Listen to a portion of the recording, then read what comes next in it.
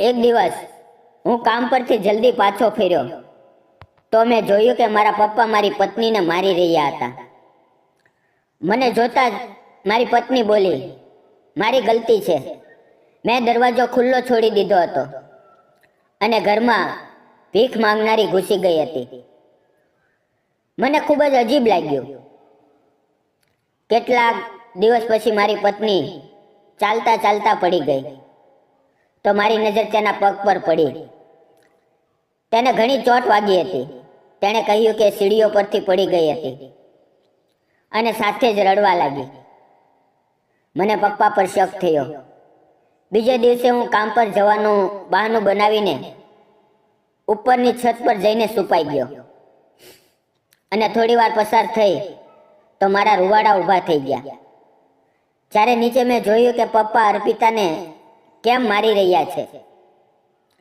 એવી પણ શું ગલતી થઈ ગઈ છે કે તેણે મારવાનું શરૂ કરી દીધું છે? એ મારી પત્ની છે, તમારી વહુ છે, દીકરી જેવી છે, અને દીકરી પર હાથ કોણ ઉઠાવે છે? હું એકદમ ગુસ્સામાં બહાર નીકળી ગયો. તરત જ પપ્પા અને અર્પિતાની વચ્ચે આવી ગયો અને અર્પિતાને પકડીને પોતાની સાથે લગાવી લીધી. એ હિચકીઓ સાથે ખરાબ રીતે રડી રહી હતી. કહેવા લાગી, ના, પપ્પાએ મને વધુ નથી માર્યું, ગલતી મારી છે. મેં ઘરનો દરવાજો ખુલ્લો છોડી દીધો હતો. એક ભીખ માંગનારી અંદર ઘૂસી આવી હતી. તમને તો ખબર જ છે આજકાલ કેટલી ઘટનાઓ થઈ રહી છે. ભીખ માંગનારાઓનો વેશ બનાવીને લોકો ઘરમાં ઘૂસીને લૂંટી લે છે. મારા ઘરેણાં પણ ઘરમાં જ રાખેલા છે. પપ્પા ગભરાઈ ગયા હતા. કદાચ એટલે જ મારવાનું શરૂ કરી દીધું. પપ્પા, મારી ગલતી થઈ ગઈ છે. હું આગળથી ધ્યાન રાખીશ કે તમને ફરિયાદનો મોકો ના આપું. અર્પિતાએ માથું ઝુકાવીને પપ્પા પાસે માફી માંગી હતી અને પોતાના ઓરડા તરફ આગળ વધી ગઈ. જ્યારે મને આશ્ચર્ય થયું, એક દરવાજો ખુલ્લો છોડી દેવા પર કોણ હાથ ઉઠાવે છે? પણ જ્યારે અર્પિતા ખુદ આ મામલો બંધ કરી ચૂકી હતી તો હું પપ્પાને શું કહી શકું? બસ અર્પિતાના ધૈર્યનો હું કાયલ થઈ ગયો હતો. જોકે પપ્પાએ ખૂબ જ સામાન્ય વાત પર તેને માર્યું હતું. આ કોઈ એટલી મોટી ગલતી નહોતી. હું પપ્પાની તરફ ગુસ્સાથી જોતો હતો અને પોતાના ઓરડામાં ચાલ્યો ગયો. હું અર્પિતાને ખૂબ પ્રેમ કરતો હતો. એ પોતાના મા બાપની એકલી દીકરી હતી જે નાચથી ઉજરી હતી. તેણે પોતાના ઘરમાં કદી કોઈ દુઃખ નહોતું જોયું. પણ આજે પપ્પાનું તેના પર હાથ ઉઠાવવું મને દુઃખી કરી ગયું હતું. મેં મનોમન નક્કી કરી લીધું કે હું મા સાથે સ્પષ્ટ વાત કરીશ.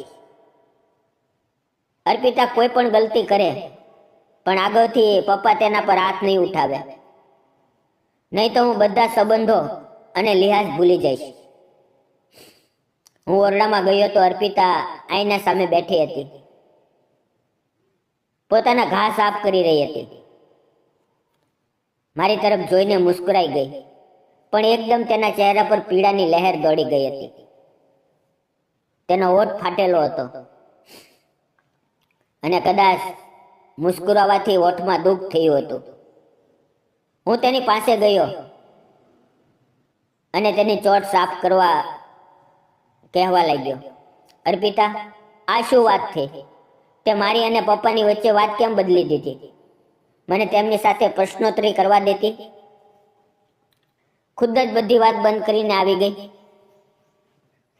પપ્પાનું તારા પર હાથ ઉઠાવવું કોઈ પણ રીતે સાચું નથી.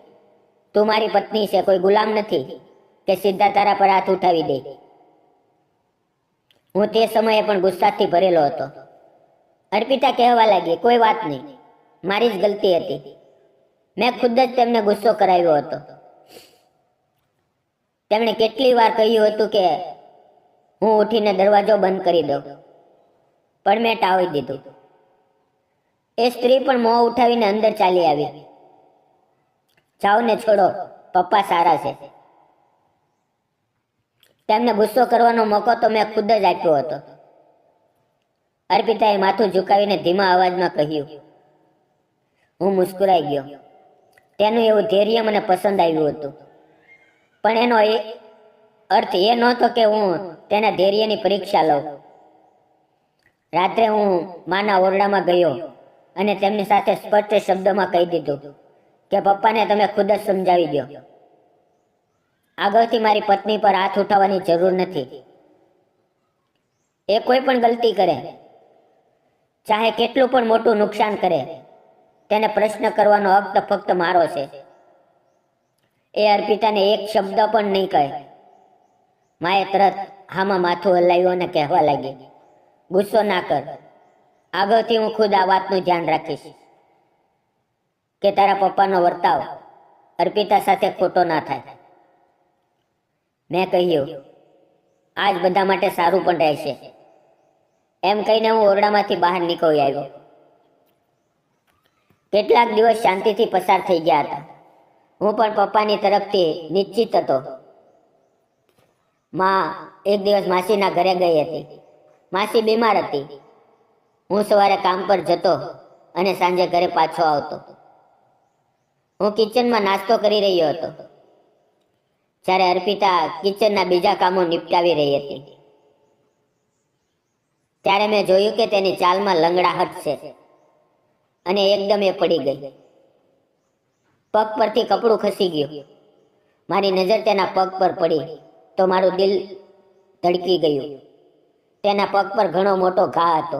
મોટી ચોટ લાગી હતી. લોહી વહેવા લાગ્યું. હું તુરંત અર્પિતા પાસે ગયો અને પૂછવા લાગ્યો, આ તારા પગ પર શું થયું છે? આટલો મોટો ઘા કેવી રીતે થયો? મારી પત્ની કહેવા લાગી કે હું સીડીઓ પરથી પડી ગઈ હતી અને તેની સાથે જ તેની આંખોમાં આંસુ વહેવા લાગ્યા. એ જોર જોરથી રડવા લાગી. હું તેની તરફ જોઈને આશ્ચર્યચકિત રહી ગયો. એ એટલી ઓછી હિંમતવાળી નહોતી કે નાની વાત પર રડી પડે. હું વિચારવા લાગ્યો કે જ્યારે ચોટ લાગી ત્યારે તો કહ્યું પણ નહોતું, અને હવે જ્યારે મેં ઘા જોઈ લીધો તો શા માટે રડવા લાગી? તેનું રડવું તો કોઈ બીજી તરફ જ ઈશારો કરી રહ્યું હતું. મેં તેને પોતાના ગળે લગાવી લીધી અને દિલાસો આપવા લાગ્યો કે કોઈ વાત નહીં, હું તારા ઘા પર દવા લગાવી દઈશ. હું તેને સહારો આપીને ઓરડામાં લઈ ગયો. તેના ઘા પર દવા લગાવી અને કહેવા લાગ્યો, તારું ધ્યાન ક્યાં હોય છે? કેટલી મોટી ચોટ લગાવી દીધી છે. જો ક્યાંક ઉપરથી સીડી પરથી પડી હોત તો ખબર જ નહીં કેટલું નુકસાન થઈ જાત. હવે પોતાનું ધ્યાન રાખજે. મને આવી ફરિયાદ ફરી ના મળે. ત્યારે અર્પિતાએ આ વાતમાં માથું હલાવી લીધું, પણ તેની આંખોમાં બેબસી મને સ્પષ્ટ દેખાઈ રહી હતી. મારા દિલમાં કંઈક ખટકવા લાગ્યું. એવું લાગ્યું કે ક્યાંક ને ક્યાંક કંઈક ખોટું છે. એ દિવસ પપ્પા જેમ અર્પિતાને મારી રહ્યા હતા, આ ઘરમાં તેની સાથે સારો વર્તાવ નહોતો થઈ રહ્યો, પણ તેના પછી પણ એ મને બધું છુપાવતી હતી. જરૂર કોઈ મોટી વાત હતી. અર્પિતા ખુદ મને કંઈ પણ કહેવાની નહોતી, કારણ કે જો તેને કહેવું હોત તો પહેલા દિવસે જ કહી દેત. હવે જે પણ હતું મારે ખુદ જ આ વાતનો પતો લગાવવાનો હતો. પપ્પાનો અર્પિતા સાથેનો વર્તાવ, અર્પિતાનું પપ્પાને જોતા જ ડરી જવું, માનું મારી સાથે નજરો ચોરાવવું, બધું મારી આંખો સામે વારંવાર ફરી રહ્યું હતું. અને મને લાગી રહ્યું હતું કે જરૂર અર્પિતાને લાગતી ચોટ પાછળ પણ પપ્પાનો જ હાથ છે.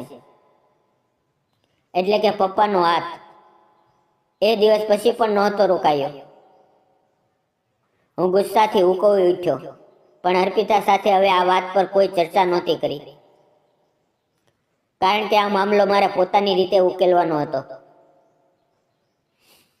બીજે દિવસે હું સવારમાં ઉઠીને નાસ્તો કરી રહ્યો હતો. અર્પિતાને કહ્યું કે હું કામ પર જઈ રહ્યો છું, પપ્પા તે સમયે સૂઈ રહ્યા હતા.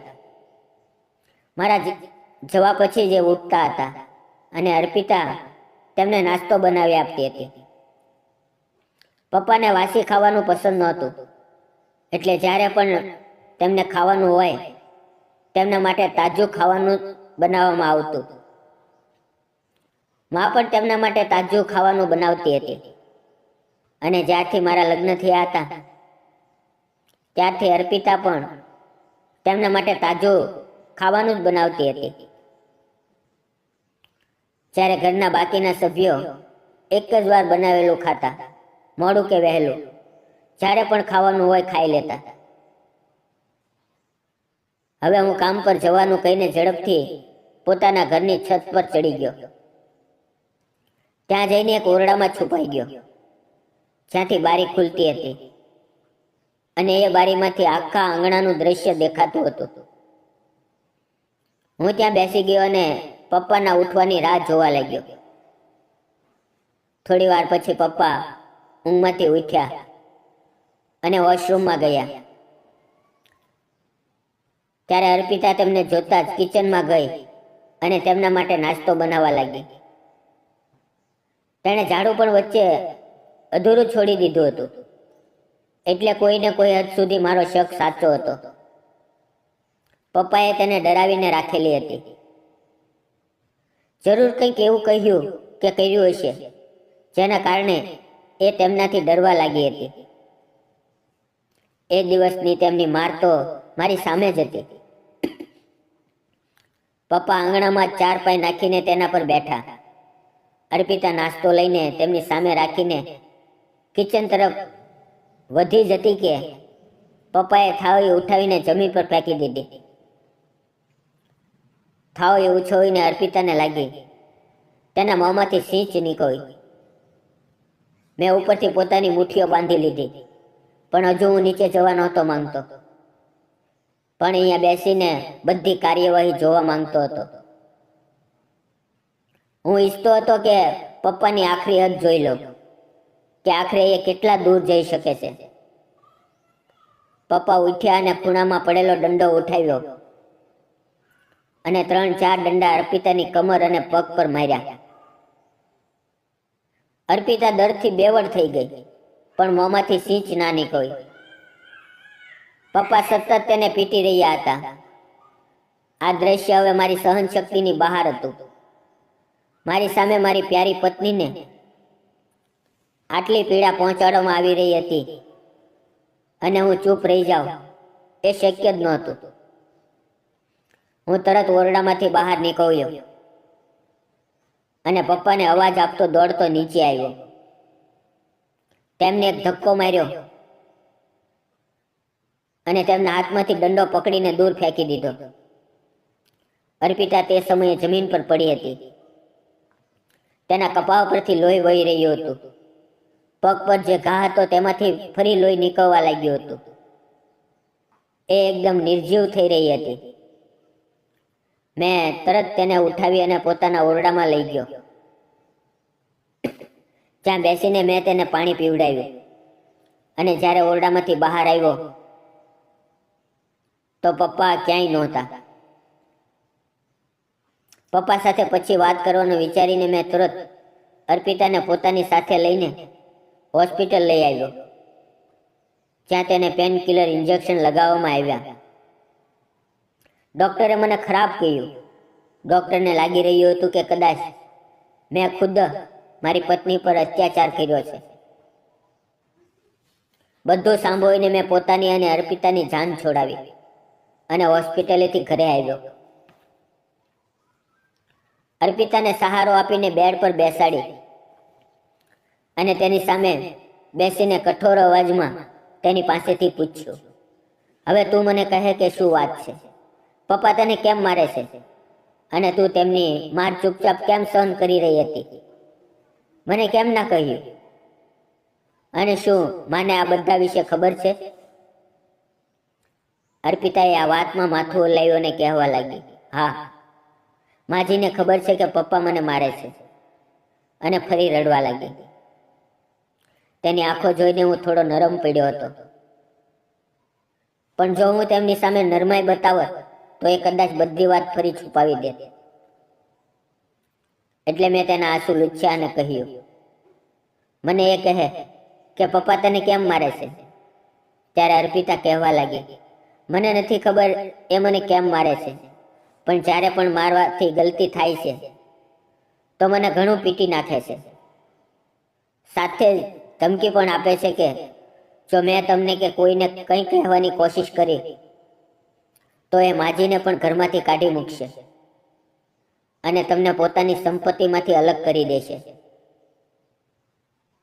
હું નથી ઈચ્છતી કે મારા કારણે તમે કોઈ મુશ્કેલીમાં પડો. ગલતી તો બહુ મારાથી જ થાય છે, એટલે જ મને માર પડે છે. એટલે હું ચૂપચાપ સહન કરી રહી હતી. અર્પિતાની વાત સાંભળીને હું ગુસ્સાથી ઉકળી ઉઠ્યો.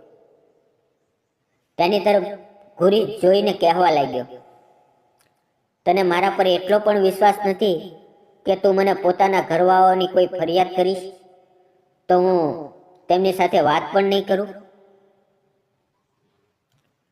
પપ્પા મને સંપત્તિમાંથી અલગ નહીં કરી શકે અને ના માને ઘરમાંથી કાઢી શકે. તે આ ભય કેમ પાવી લીધો હતો?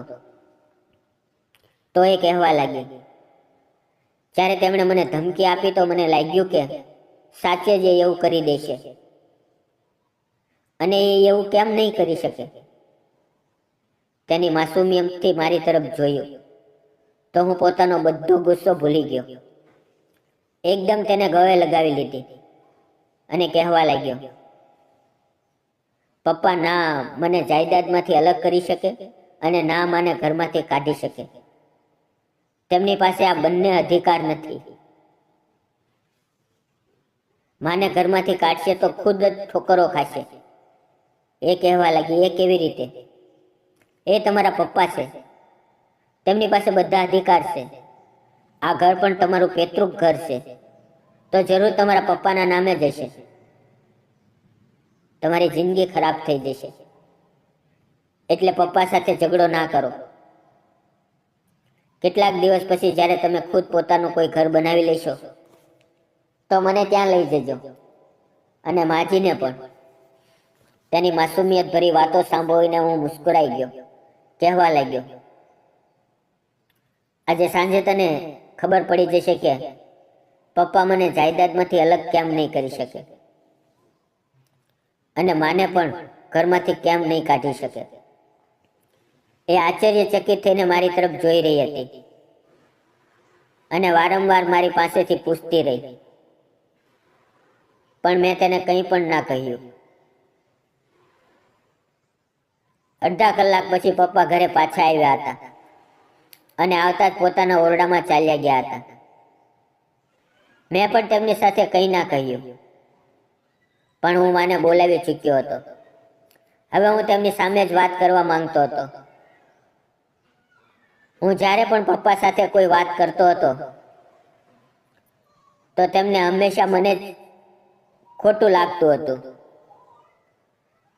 એ માની સાઈડ લેતી હતી. આજે ખુદ પણ પોતાની આંખોથી પોતાના પતિની અસલિયત જોઈ લે તો કદાચ તેમને વિશ્વાસ આવી જાય. ગુસ્સો તો મને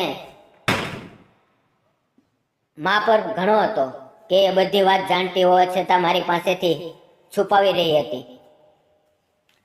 અને એ દિવસે મારા કહેવા પછી પણ તેમણે મારી વાતને ગંભીરતાથી ના લીધી. પણ કોઈ વાત નહીં, એ મારી મા હતી. સાંજે મેં તેમનો હાથ પકડ્યો અને તેમને સીધા પપ્પાના ઓરડામાં લઈ ગયો, અને સાચે જ અર્પિતાને પણ અવાજ આપ્યો. મેં કહ્યું, તમને ખબર હતી કે પપ્પા અર્પિતા સાથે મારપીટ કરે છે? માએ નામાં માથું હલાવ્યું. મેં અર્પિતાની તરફ જોયું તો કહેવા લાગી, પપ્પા માજીની સામે મારતા નહોતા, બસ ડામતા હતા અને ક્યારેક એક થપ્પડ લગાવી દેતા હતા. મેં આઘાતથી માની તરફ જોયું. પપ્પાએ મારી પત્ની પર હાથ ઉઠાવ્યો અને તમે તેમને કંઈ કહ્યું નહીં? કંઈ બોલ્યા નહીં? તો માં કહેવા લાગી, તો શું કરતી? પોતાનું ઘર બરબાદ કરતી? બધાના મનાવા છતાં પણ મેં આની સાથે બીજા લગ્ન કરી લીધા. કરવાઓએ કેટલું કહ્યું કે આ માણસ સારો નથી, પણ મેં કોઈની ના સાંભળી. બધી સચ્ચાઈ તો લગ્નના કેટલાક દિવસ પછી જ મારા પર ખુલ્લી ગઈ હતી, જ્યારે આ માણસે મારા પર હાથ ઉઠાવ્યો હતો. પણ શું કરતી, કરવાઓથી બહુ કરીને લગ્ન કર્યા હતા, એટલે આ સંબંધ નિભાવવો મજબૂર હતી. બધા મને જ દોષી ઠેરવતા અને કહેતા કે કોઈની વાત ના સાંભળી, અને હવે પરિણામ જુઓ. માં એટલી વાત કરીને ધ્રુસકે ધ્રુસકે રડવા લાગી. જ્યારે અર્પિતાએ મારી તરફ આશ્ચર્યથી જોયું, મારા ઓરડામાંથી નીકળી જાઓ, વધુ મારી સામે બકવાસ કરવાની કોશિશ કરી તો તમારી માને ડિવોર્સ આપી દઈશ, અને પછી આખા ખાનદાન સામે મોં છુપાવતા ફરજો. પપ્પા એકદમ ગર્જના કરી તો મેં તેમને કોલરથી પકડી લીધા. હવે બધો લિહાઝ ખતમ થઈ ગયો હતો. એ મારો સાવકો બાપ હતો. આ વાત અમે અર્પિતાથી છુપાવી રાખી હતી, પણ હવે કોઈ ફાયદો નહોતો. હવે જ્યારે સત્ય સામે આવી ગયું હતું તો તેને તેની ઓકાત યાદ કરાવવી જરૂરી હતી.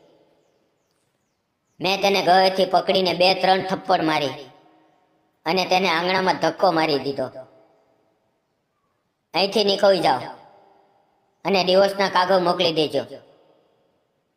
ખાનદાન વાળાને અમે ખુદ જોઈ લઈશું. ગલતીઓ માણસથી થાય છે. માં, તમે આ ગલતીને માથે કેમ ચડાવી લીધી? કેમ સમય રહેતા આ માણસને છોડી ના દીધો? આટલો સમય તેના અત્યાચાર સહન કરતી રહી. મને દુઃખ પણ થયું હતું અને ગુસ્સો પણ આવ્યો હતો. માં હજુ સુધી રડી રહી હતી, કદાચ પોતાની ગલતી પર પસ્તાવો કરી રહી હતી.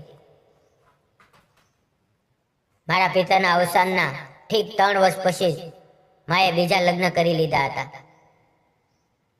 કરવાઓ અને સંબંધીઓએ કહ્યું હતું કે આ માણસ સારો નથી, આ સ્વભાવથી અય્યાશ માણસ છે અને ફક્ત મારા પિતાની દોલતની પાછળ છે. પણ મારી માએ કોઈની ના સાંભળી અને કહ્યું હતું કે પરેશ મને સાચો પ્રેમ કરે છે અને એ મારી ધન દોલતની પાછળ નથી, અને એ મારા બાળકને પણ પોતાનું કરી લેશે. લગ્ન પછી મને કદી પણ પપ્પા તરફથી કોઈ ફરિયાદ નહોતી થઈ. એ મારા મામલાઓમાં દખલ ના કરતા. મારા બધા નિર્ણયો માં ખુદ જ લેતી હતી, અને મને આ વાતથી કોઈ સરોકાર પણ નહોતો કે પપ્પા ઘરમાં શું કરી રહ્યા છે. મારી માં ખુશ હતી, મને બીજું શું જોઈએ? પણ આજે ખબર પડી રહી હતી કે એ માણસ ના ફક્ત મારી માં સાથે મારપીટ કરતો હતો, પણ હવે તેણે મારી પત્ની સાથે પણ મારપીટ શરૂ કરી દીધી હતી. તેને કદાચ મારપીટ કરવાની આદત પડી ગઈ હતી. માને તેના અત્યાચારથી હું ના બચાવી શક્યો, પણ પોતાની પત્નીને જરૂર બચાવી લીધી હતી. એ મારો સાવકો બાપ હતો. તેણે મારી માને ન જાણે કેટલું રડાવી હતી, પણ હવે તેના રડવાનો વારો હતો. મેં પોલીસને ફોન કર્યો અને તેને જેલમાં બંધ કરાવી દીધો.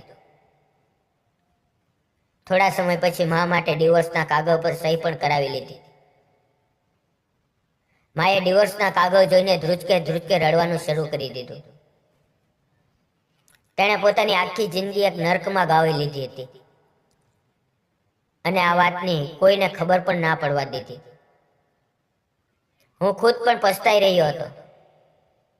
હું એવો દીકરો હતો જે પોતાની માનું ધ્યાન પણ ના રાખી શક્યો.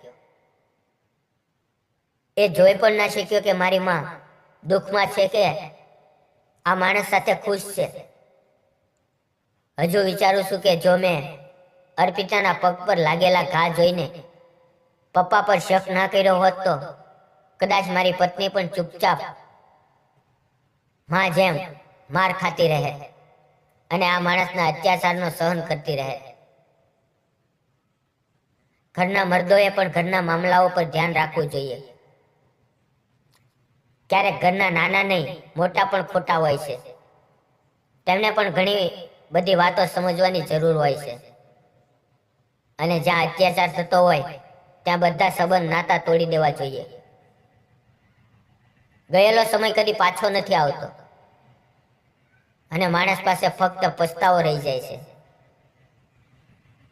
તો દોસ્તો, આ વાર્તા વિશે તમારી શું રાય છે? કોમેન્ટ બોક્સમાં જરૂર કહેજો.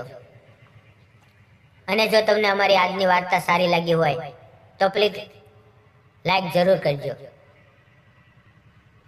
જો તમે હજુ સુધી અમારી ચેનલને સબસ્ક્રાઇબ ના કરી હોય તો જરૂર કરી લેજો.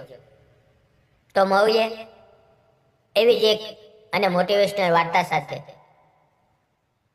Thanks for watching. મિત્રો, વિડીયોમાં આવેલા નામ, પાત્ર અને ઘટના ફક્ત કાલ્પનિક હતા. તેનો કોઈ પણ જાતિ, ધર્મ કે વ્યક્તિ સાથે સંબંધ નથી. આ વાર્તા ફક્ત મનોરંજન અને શૈક્ષણિક ઉદ્દેશથી બનાવવામાં આવી હતી. ફરી મળશું આવતીકાલે મિત્રો. ત્યાં સુધી આવજો. ધન્યવાદ.